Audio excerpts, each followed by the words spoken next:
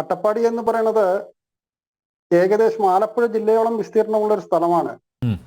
ഇതില് ഇവിടെ 192 ഊരുകളിലായിട്ടാണ് ഈ ആദിവാസി സമൂഹം ജീവിക്കുന്നത്. ഈ ആദിവാസി സമൂഹം എന്ന് പറഞ്ഞാൽ പ്രത്യേകം കൂടുതലായിട്ടും വനമേഖലയിലാണ് കൂടുതലായിട്ട് താമസിക്കുന്നത്. ഈ വനമേഖലയിൽ താമസിക്കുന്ന ഊരുകളിലേക്ക് റോഡ് സൗകര്യങ്ങൾ 2015 വരെ വളരെ വിരളമായിരുന്നു.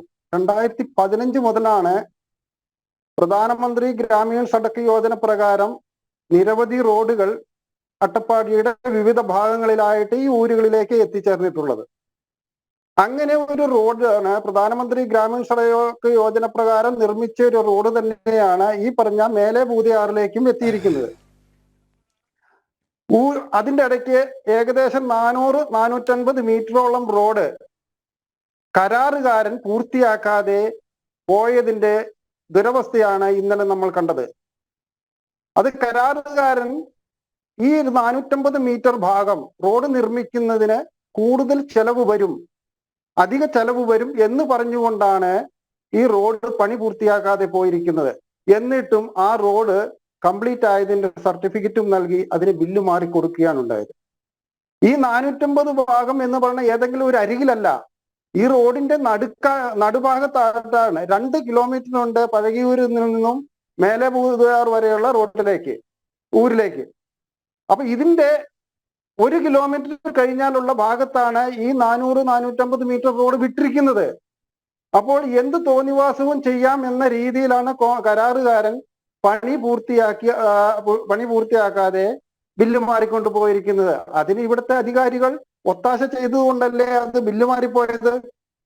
ഈ റോഡ് പണി ഏറ്റെടുക്കുന്നതിന് മുൻപ് അദ്ദേഹത്തിന് അറിയാൻ പാടില്ലായിരുന്നോ ഈ റോഡിലൂടെ റോഡ് നിർമ്മിക്കുവാൻ ഇവിടെ പ്രയാസങ്ങൾ ഉണ്ടാവും, കൂടുതൽ ചെലവ് വരും, എത്ര ചെലവ് വരും എന്നൊക്കെ അദ്ദേഹത്തിന് അറിയാവുന്ന കാര്യമല്ലേ? അപ്പോൾ നല്ല കുറഞ്ഞ ചെലവിൽ നിർമ്മിക്കാൻ പറ്റുന്ന സ്ഥലങ്ങൾ നിർമ്മിച്ചു, ബാക്കി ഭാഗം വിട്ടുകളഞ്ഞു. ഇത് അട്ടപ്പാടിയിലെ ഒരു റോഡിന്റെ മാത്രം കഥയല്ല, ഇത് നിരവധി പ്രദേശങ്ങളിൽ ഇത്തരത്തിലുള്ള സംഭവങ്ങൾ നടക്കാറുണ്ട്. പിന്നെ ഇവിടെ വനമേഖലയെ കുറിച്ചൊക്കെ പറയുകയുണ്ടായി. അട്ടപ്പാടിയിലെ ബഹുഭൂരിപക്ഷം റോഡുകൾ നിർമ്മിച്ചിരിക്കുന്നത് വനമേഖലയിൽ കൂടിയാണ്. ഈ വനമേഖലയിൽ കൂടി റോഡ് നിർമ്മിക്കുന്നതിന് കേന്ദ്ര സർക്കാർ തടസ്സമാണ് എന്ന് പറയുന്നത് ഒരു മുട്ടായുക്തി മാത്രമാണ്.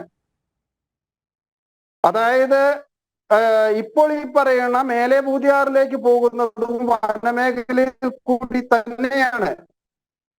അതുപോലെ തന്നെ അട്ടപ്പാടിയിലേക്ക് വരുന്നത് കേരളത്തിൽ നിന്നും അട്ടപ്പാടിയിലേക്ക് വരാൻ ആകെ കൂടി മണ്ണാർക്കാട് എന്ന ഒരു ചുരം റോഡ് മാത്രമാണുള്ളത്. ആ റോഡ് വരുന്നതും വനമേഖലയിൽ കൂടി തന്നെയാണ്. അവിടെ റോഡ് നിർമ്മിച്ചിരിക്കുന്നതും വനമേഖലയിൽ അവരുടെ വന അധികൃതരുടെ സമ്മതത്തോടു കൂടി തന്നെയാണ് അവിടെ നിർമ്മിച്ചിരിക്കുന്നത്. അപ്പോൾ വനമേഖലയോ ഫോറസ്റ്റ് ഡിപ്പാർട്ട്മെന്റോ അല്ല ഇതിന് ഒരു തടസ്സം എന്ന് പറയുന്നത്. അത് നമ്മൾ പറഞ്ഞ് ഇവിടെ നിന്ന് ഒഴിഞ്ഞു മാറാൻ പാടുള്ളതല്ല.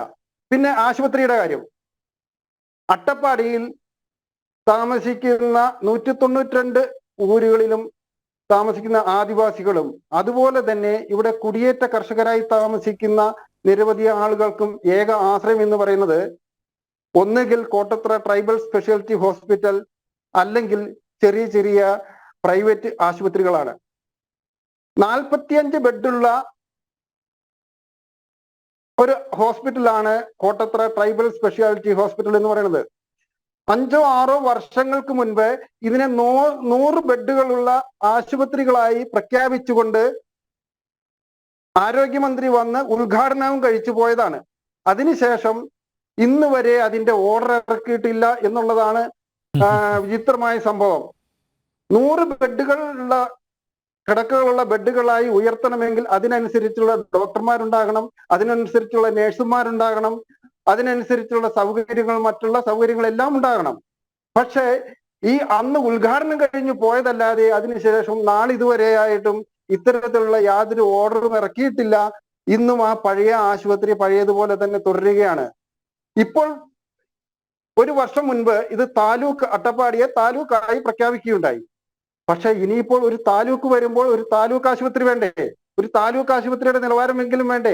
അട്ടപ്പാടി എന്ന് പറയുന്നത് കേരളത്തിൽ നിന്ന് ഒറ്റപ്പെട്ടു പോകുന്നവരുടെ പല സമയങ്ങളിലും, പ്രത്യേകിച്ച് മഴക്കാലത്ത് കഴിഞ്ഞ വർഷമൊക്കെ 15 ദിവസവും 20 ദിവസവുമൊക്കെയാണ് ചുരം റോഡ് ഇടിഞ്ഞു പോയതിനെ തുടർന്ന് റോഡ് ബ്ലോക്കായി കിടക്കുന്നത്.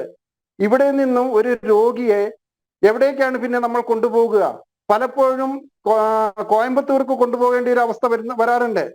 കൊറോണ പോലെയുള്ള കാലങ്ങളിൽ നമ്മളെ ഇവിടെ നിന്ന് തമിഴ്നാട്ടിലേക്ക് പോവുക തന്നെ ദുരന്തമായിരിക്കും. ആ സമയത്ത് അവർ കടത്തിവിടാറില്ല. അപ്പോൾ ഇവിടെ നിന്നും റെഫർ ചെയ്യുന്ന, നേരത്തെ ഇവിടെ പറഞ്ഞതുപോലെ അട്ടപ്പാടി കോട്ടത്തറ ഹോസ്പിറ്റൽ എന്ന് പറയുന്ന ഒരു ഗർഭിണിയെ പോലും അവിടെ ചികിത്സിക്കാനുള്ള ശരിയായ സംവിധാനങ്ങളില്ല.